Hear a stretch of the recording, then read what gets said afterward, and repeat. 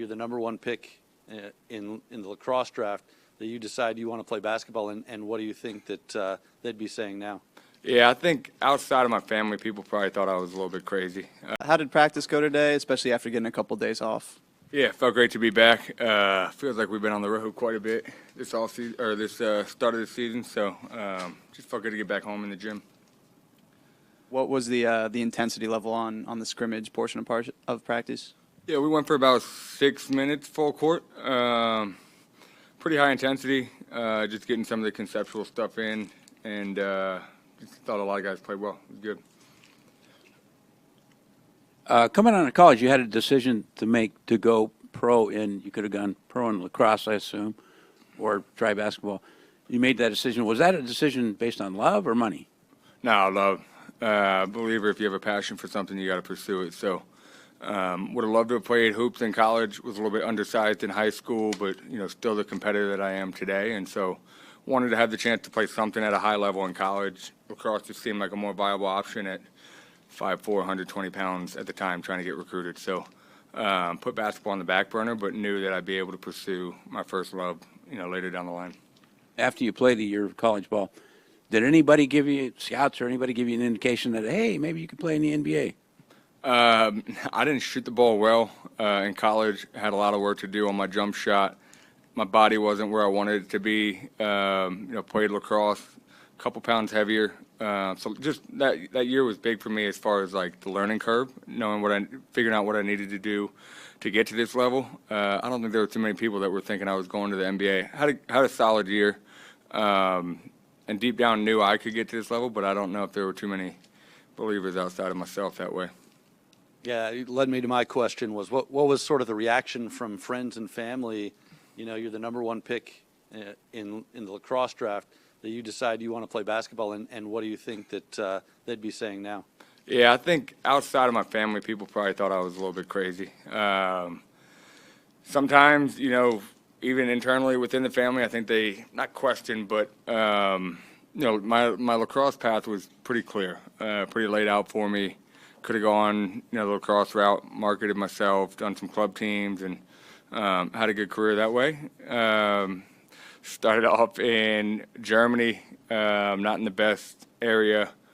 Ended up in the G League making no money at the time. I think outsiders probably thought I was a little crazy at times. My mom probably thought, are you sure this is what you want to do when there's clearly a path laid out for you?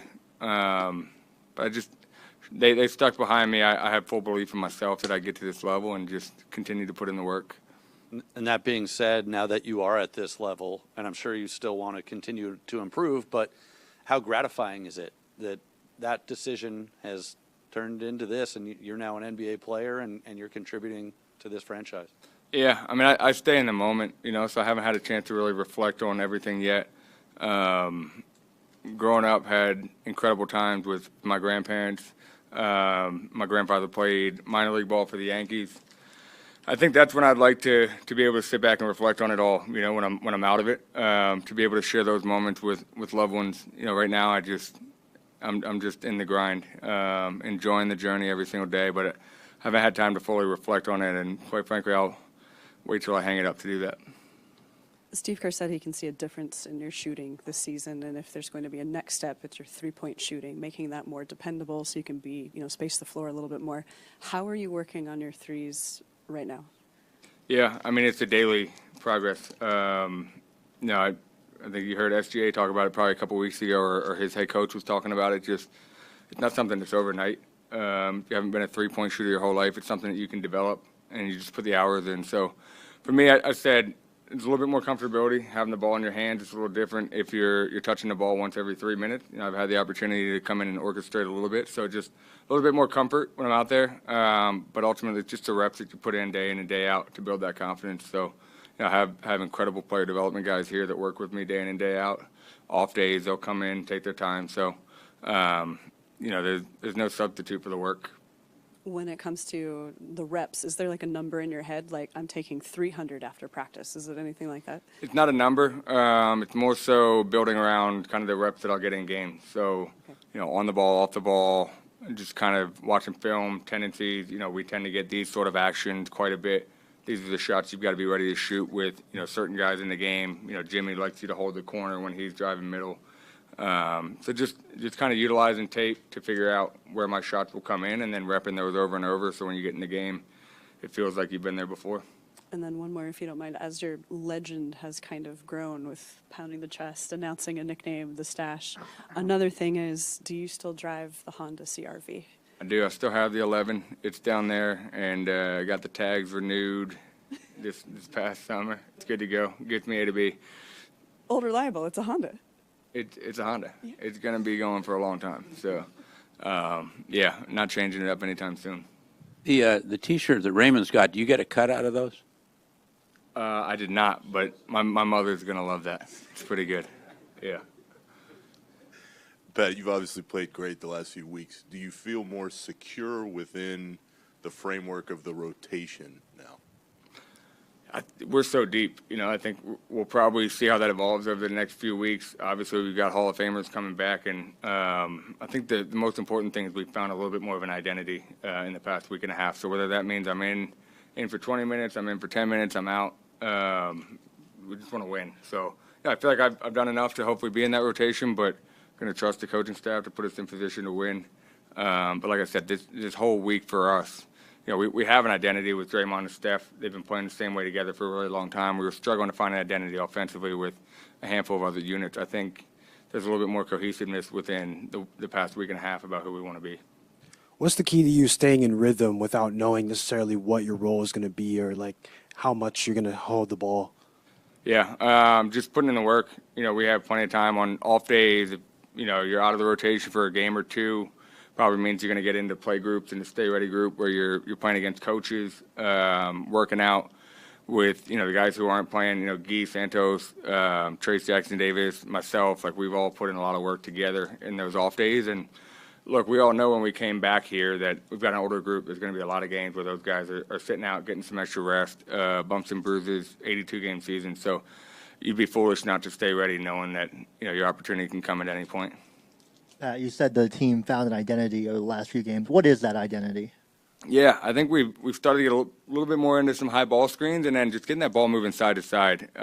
We feel like we've got a lot of guys, especially in that second and third unit, who can kind of do a little bit of everything, can pass, shoot, put the ball on the floor. So there's no reason we have to let the ball stick with those guys. We have the ability to run, space the floor, put a lot of pressure on the defense with the ball movement. So that's one, but I think spacing is first and foremost, the most important thing on offense to me. So we get to our spacing, ball zips side to side, we create an advantage, we make teams pay for mismatches, short closeouts, whatever it might be, but that's the identity we want to have. Pat, on this road trip, we saw in Philadelphia, Cleveland, obviously Chicago, you're throwing up the money sign.